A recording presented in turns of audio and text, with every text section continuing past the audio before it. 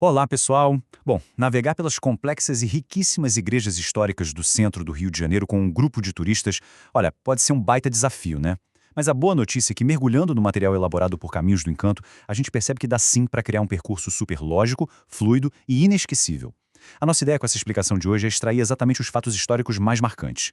O foco aqui é totalmente pensado para guias de turismo, para garantir que a informação chegue redondinha, com máxima precisão e o mais importante de tudo, sem gerar aquele cansaço no grupo. Então, vamos direto ao ponto. 2 horas. Esse é o nosso limite absoluto. Imagina só o desafio. A gente precisa entregar uma experiência histórica super profunda passando por 8 igrejas seculares cravado nesse tempo. E claro, sem ficar andando em círculos ou perdendo o pessoal pelo caminho.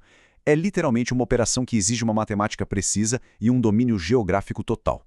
Para dar conta de tudo isso, a gente vai seguir esse roteiro aqui. Primeiro, a logística da rota religiosa. Depois, o berço da cidade. Em seguida, o eixo da 1º de março. Aí entramos no labirinto do comércio, passamos por Rosário e São Francisco e, para fechar com chave de ouro, o gerenciamento perfeito do tempo. Bora lá? Passo 1. Logística da rota religiosa. Antes de falar de qualquer data histórica, a gente precisa lembrar que o sucesso de um roteiro a pé é, no fundo, pura matemática e geografia urbana. Dá uma olhada nesses números. A gente tem 2 horas de relógio para fazer 8 paradas complexas numa distância de 2 quilômetros.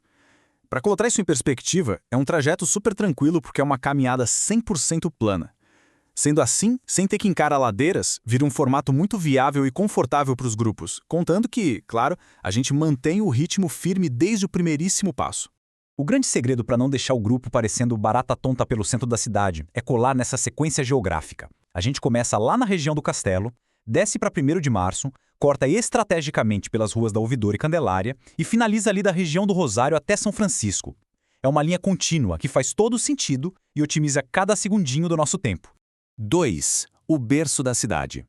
Todo o alicerce histórico da nossa caminhada começa num lugar muito específico, o Largo da Misericórdia. E aqui entra um detalhe sensacional. A Igreja de Nossa Senhora do Bom Sucesso não é só a primeira parada. Ela é literalmente o que sobrou da ocupação original do antigo Morro do Castelo depois daquele desmonte dramático. Ou seja, é a âncora perfeita para a gente começar a contar a história da fundação do Rio de Janeiro e da transferência da Sé. A gente pega a história exatamente lá da raiz. 3. O eixo da 1º de março. Saindo do berço da cidade, a gente avança para o próximo quarteirão e dá de cara com um dos maiores conjuntos religiosos do Brasil. Aí chegamos num ponto crítico do roteiro. 2 igrejas coladas uma na outra. Para a galera não cansar, a gente precisa separar bem as coisas. De um lado, a Ordem Terceira do Monte do Carmo, onde o grande chamariz é aquele interior rococó magnífico, de cair o queixo. Do outro, lado a lado, a antiga Sé. E aqui a pegada é outra. O destaque não é só a arquitetura, mas o fato de que ali foi o palco das coroações de Dom Pedro I e Dom Pedro II. Fatos bem diferentes, né? Isso mantém todo mundo alerta e interessado.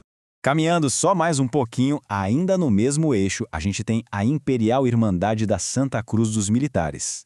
A fachada de granito já é um espetáculo por si só, chamando a atenção logo de cara, mas o fato histórico objetivo aqui é a conexão fortíssima desse lugar com as figuras militares da época colonial.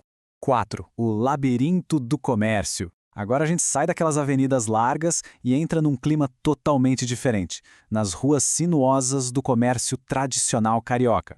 Na famosa Rua do Ouvidor, a gente encontra a Igreja de Nossa Senhora da Lapa dos Mercadores.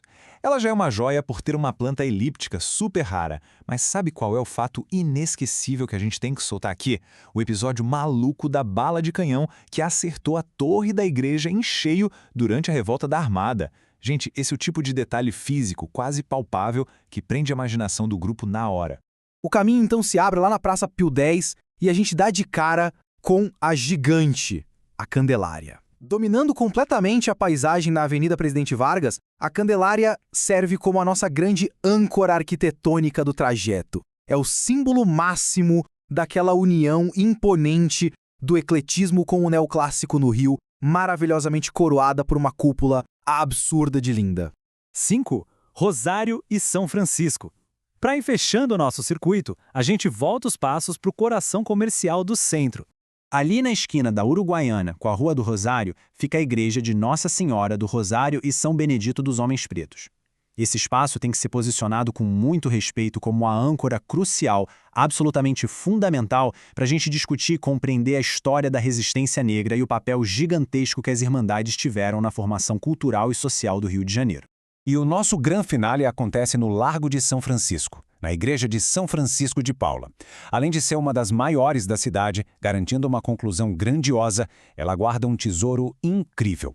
O principal fato visual e histórico aqui são as obras em talha feitas pelo genial Mestre Valentim, fechando o ciclo artístico do passeio de forma impecável. 6. Gestão de tempo perfeita. Tendo mapeado todos os locais, vamos ver como a gente executa esse projeto na vida real. O pulo do gato em toda essa estratégia e a verdadeira base dessa nossa análise é o conceito de fato âncora. Pensa bem, com tão pouco tempo e tanta história densa, tentar contar a biografia completa de cada igreja é a receita certa para a exaustão do grupo.